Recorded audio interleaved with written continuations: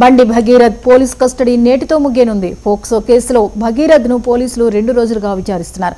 Minor పట్ల అసభ్యంగా ప్రవర్తించాడన్న ఆరోపణలతో బండి భగీరథ్పై ఈ నెల 8న పేట్ బషీరాబాద్లో స్టేషన్లో పోక్సో కేసు నమోదైన విషయం తెలిసిందే. 5 బృందాలుగా రంగంలోకి దిగిన పోలీసులు ఈ నెల 16న భగీరథ్ను అరెస్ట్ చేసి రిమాండ్కు తరలించారు. అయితే నిందితుడిని పూర్తిస్థాయిలో విచారించి మరిన్ని ఆధారాలు సేకరించేందుకు పోలీస్ కస్టడీకి ఇవ్వాలని పోలీసులు కోర్టులో పిటిషన్ దాఖలు చేశారు.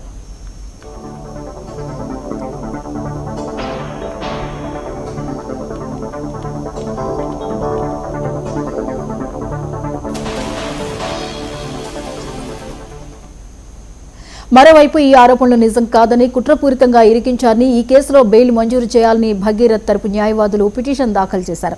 ఈ 2 పిటిషన్లపై మంగళవారం వాదనలు విన్న మేడ్చల్ మొదటి అదనపు జిల్లా సెషన్స్ న్యాయమూర్తి తిరుపతి పోలీసుల వాదనతో ఏకీభవించారు. బండి భగీరథ్ను 3 రోజులు పోలీస్ కస్టడీకి అనుమతి ఇస్తూ ఆదేశాలిచ్చారు.